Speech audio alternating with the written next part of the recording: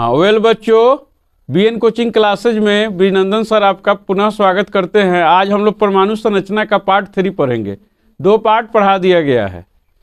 तो परमाणु की संरचना क्या होती है हम जान गए हैं। परमाणु में एक नाभिक होता है। क्या होता है? जिसमें न्यूट्रॉन और प्रोटॉन होता है। न्यूट्रॉन और इसके चारों ओर कक्षा होता है। चारों ओर कक्षा होता है। इन कक्षाओं में जो है इलेक्ट्रॉन चक्कर लगाते हैं। इलेक्ट्रॉन क्या करते हैं? चक्कर लगाते हैं। और हर कक्षा का हम लोग नाम है। पहला कक्षा KLMN ऐसे करके हम लोग पढ़ लिए। के कक्षा में अधिक से अधिक 2 इलेक्ट्रॉन। के कक्षा में कितने इलेक्ट्रॉन चक्कर लगाते हैं? 2।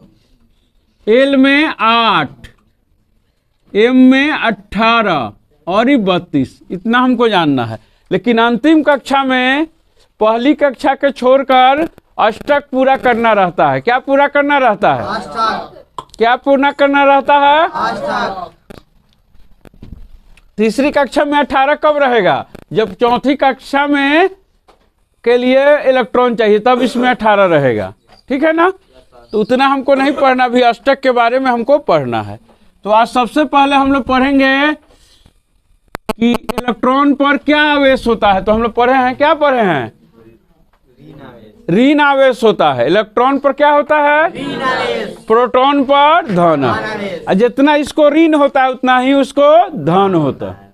दोनों बराबर होता है, क्योंकि परमाणु उदासीन होता है। परमाणु क्या होता है? मूलतः उदासीन होता है। उदासीन होता है। आवेश कब आता है? जब एक इलेक्ट्रॉन किसी को दे देता है या एक इलेक्ट्रॉन ले लेता है। 2 इलेक्ट्रॉन दे देता है, लेन देन के चलते उसमें आवेश आता है, जिससे आयन बनता है। क्या बनता है? आयन। तो आयन और परमाणु दूसरा चीज है। आयन जो होता है आवेशित होता है। आयन क्या होता है? आवेशित होता है। लेकिन परमाणु आवेशित नहीं होता है। तो पिछले कक्षा में हम लोग पढ़ चुके हैं, उसकी अभी जरूरी नहीं। अब परमाणु संरचना पढ़ने के बाद उस दिन में हम लोग पढ़ाए थे सबसे पहले संयोजकता। संयोजकता के नाम से हो रहा है संयोग करना, यानी मिलना। संयोजकता के मतलब क्या हो रहा है? मिलना। तो संयोजकता जानने से पहले हम उसका इलेक्ट्रॉनिक विन्यास समझेंगे। जैसे परमाणु संख्या बोलो। ऑक्सीजन की परमाणु संख्या कितनी है? ऑक्सीजन की परमाणु संख्या कितनी है? 8। इसका विन्यास क्या होगा? K में 2 और L में 6। 2 6 क्या हो गया? 2 6 कितना हो गया? 2 6। तो अंतिम कक्षा में इसके 6 इलेक्ट्रॉन है। क्या है? 6 इलेक्ट्रॉन। तो बोलेंगे इसको जो अंतिम कक्षा में इलेक्ट्रॉन होता है उसी को हम लोग बोलते हैं संयोजी इलेक्ट्रॉन। क्या बोलते हैं? संयोजी इलेक्ट्रॉन।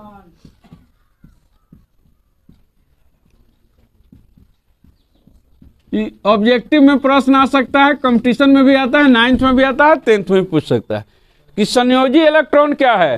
तो किसी भी परमाणु के अंतिम कक्षा में अंतिम क्या होता है? सबके लिए अंतिम का कोई सीमा नहीं होता है।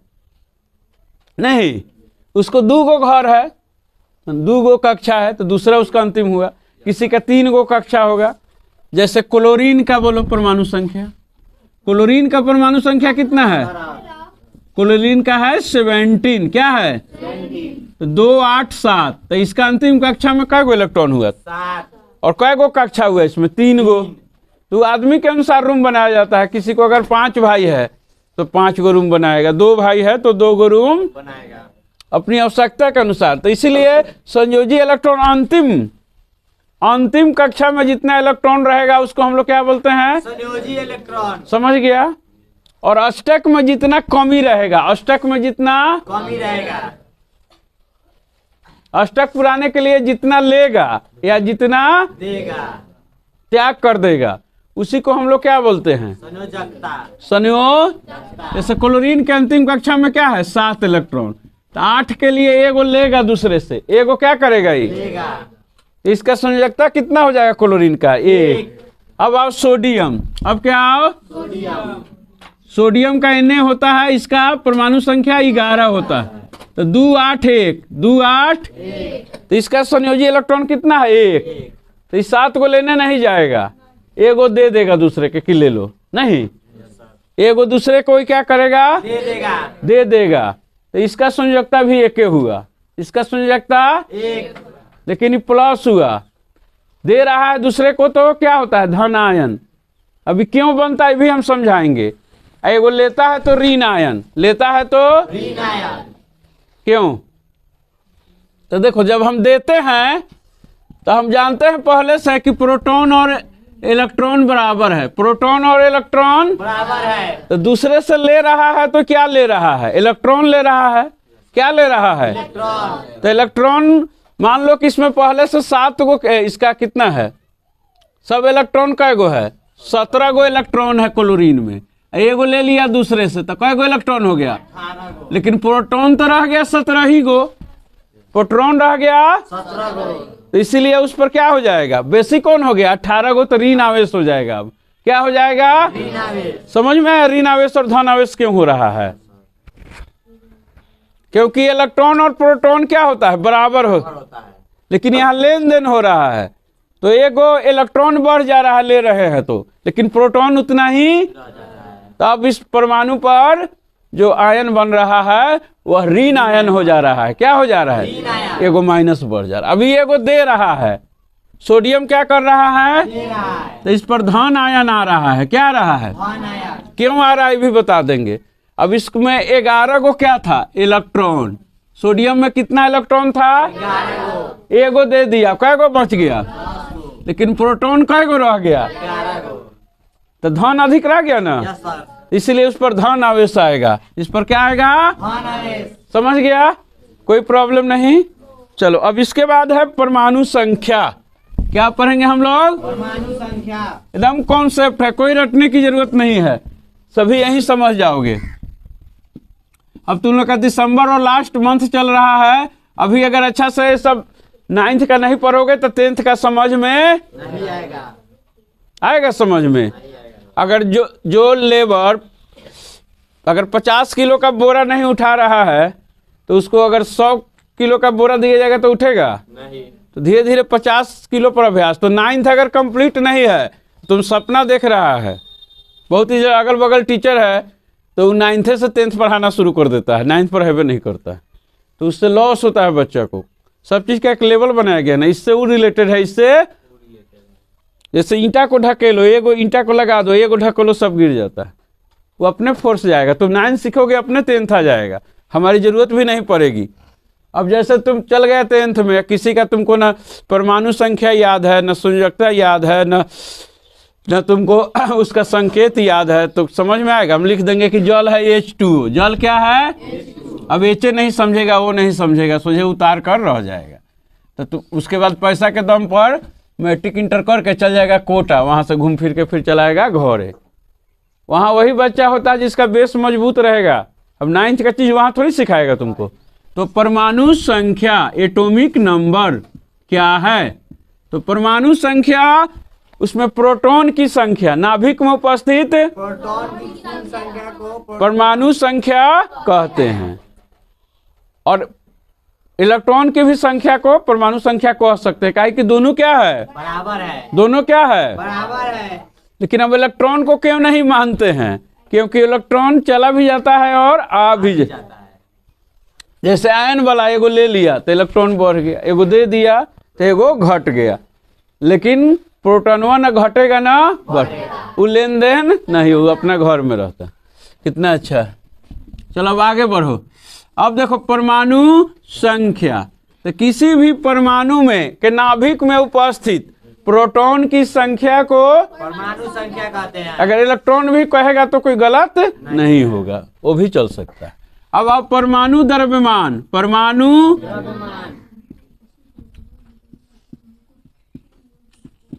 परमाणु तो नाभिक में उपस्थित, नाभिक में न्यूट्रॉन और प्रोटॉन के संख्या के योग को, संख्या के योग को क्या कहते हैं, परमाणु द्रव्यमान या द्रव्यमान संख्या। ये हो गया। अब है एक समस्थानिक। क्या है, समस्थानिक। समस्थानिक देखो कुछ ऐसे एक ही तत्व, कुछ तत्वों की परमाणु पहचान दी गई है। देखो एक एक वो तत्व है जिसका परमाणु संख्या 1 है, लेकिन परमाणु द्रव्यमान अलग अलग है। क्यों अलग अलग है? न्यूट्रॉन की संख्या अलग अलग हो जाएगी, न्यूट्रॉन अलग। जैसे हाइड्रोजन का है तो इसका अगर परिभाषा पूछेगा तो क्या बोलेंगे? ऐसे तत्व जिनकी परमाणु संख्या समान हो, परमाणु संख्या समान हो लेकिन द्रव्यमान संख्या अलग अलग हो, उसको हम लोग क्या बोलते हैं? समस्थानिक। जैसे हाइड्रोजन का 3 गो समस्थानिक दे रहे हैं, ऊपर जो है द्रव्यमान संख्या, नीचे क्या है? परमाणु संख्या।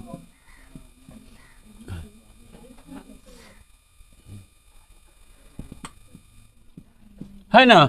एक से सीरियल वाइज करो, 1 1, ठीक है, 1 2 1 3। इसका अलग अलग है, तीनों हाइड्रोजन तत्व है। तीनों क्या है? हाइड्रोजन तत्व है। पहला का नाम है प्रोटियम, पहला का क्या नाम है? ड्यूटियम, दूसरा का क्या नाम है? ड्यूटियम, और तीसरे का टाइटियम, दूसरे का ड्यूटेरियम, तीसरे का ट्राइटियम। ऐसे भी 3 को ट्राई बोला जाता है, ट्राइंगल, सब यूनानी भाषा का, ठीक है ना? तो इसमें अंत क्यों अंतर है? इसमें जो है न्यूट्रॉने नहीं है, पहला वाला में न्यूट्रॉन नहीं है। तो एक गो हुआ परमाणु द्रव्यमान, 0 जोड़े, उसमें 1 गो न्यूट्रॉन है तो 2 हुआ, इसमें 2 गो न्यूट्रॉन है तो कै गो हो गया? नाभिक में 3। नाभिक में उपस्थित मौलिक जो कण होते हैं उनकी संख्याओं के योग को क्या कहते हैं? समस्थानिक, द्रव्यमान संख्या क्या कहते हैं? द्रव्यमान संख्या। माने जय गो उसमें प्रोटॉन है और न्यूट्रॉन है, दोनों को जोड़ देंगे तो द्रव्यमान संख्या प्राप्त हो जाएगा। पूरा कॉन्सेप्ट क्लियर हो गया। चलिए इसमें का एक प्रॉब्लम है जिसको हम लोग सॉल्व करते हैं। एक है समभारिक, क्या है? समभारिक, उसको भी थोड़ा शॉर्ट में समझा देते हैं। देखो अलग अलग तत्व, अलग अलग तत्व जिसका परमाणु संख्या अलग हो, परमाणु संख्या अलग हो लेकिन द्रव्यमान संख्या क्या हो? 1, माने उसका ये क्या है? अपोजिट है। समस्थानिक का जो अपोजिट क्या है? समभारिक। इसमें द्रव्यमान संख्या 1 है लेकिन परमाणु संख्या अलग अलग है। इसमें एक कैल्शियम है जिसका परमाणु संख्या 20 है, ठीक है। और ऑर्गन है जिसका परमाणु संख्या 18 है, लेकिन दोनों का द्रव्यमान संख्या 40 है, दोनों का द्रव्यमान संख्या 40 है।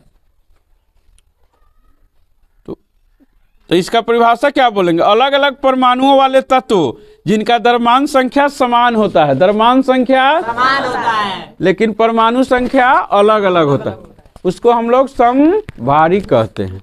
टोटल सब क्लियर हो गया, चैप्टर आज समाप्त हो गया। एक प्रॉब्लम है जो हम आप लोग को समझा दे रहे हैं, बाकी सब बनाते रहिएगा। चलिए एनसीईआरटी बुक 58 पेज में एक क्वेश्चन है, क्लोरीन सल्फर मैग्नीशियम परमाणु संख्या की संयोजकता आप कैसे प्राप्त करेंगे? चलिए तो इसको हम लोग पहले सबसे पहले सबका परमाणु संख्या हम लोग लिखते हैं, ठीक है ना? सबका क्या लिखेंगे? परमाणु संख्या से संयोजकता निकालना है। परमाणु संख्या से क्या निकालना है हमको? संयोजकता। परमाणु संख्या सबका बोलो। पहला क्या है? क्लोरीन का परमाणु संख्या कितना होता है? 17। इंग्लिश में बोलो थोड़ा, साइंस में इंग्लिश। नेक्स्ट क्या है? सल्फर को हिंदी में क्या बोलते हैं, कोई बताओ तो? ठीक है, गंधक। इसको हिंदी में सल्फर को क्या बोलते हैं?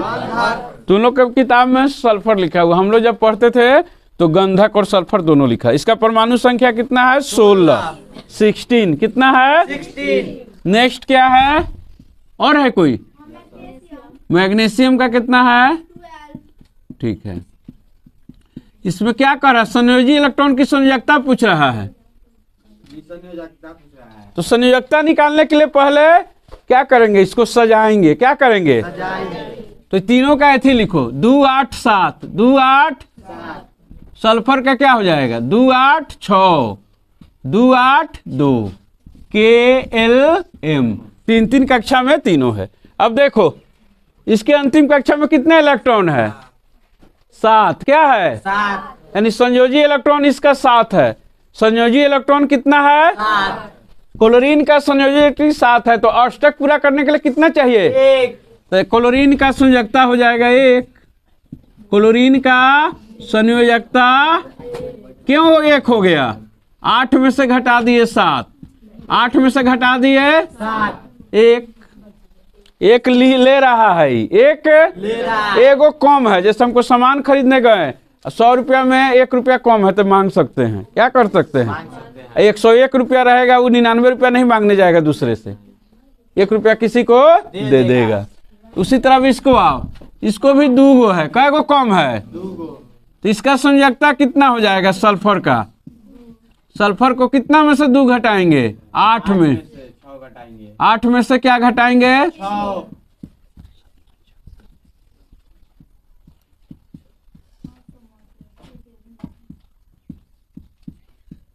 8 में से कितना घटा दिए? 6 कितना आ गया? 2। तीसरा क्या है? मैग्नीशियम। मैग्नीशियम।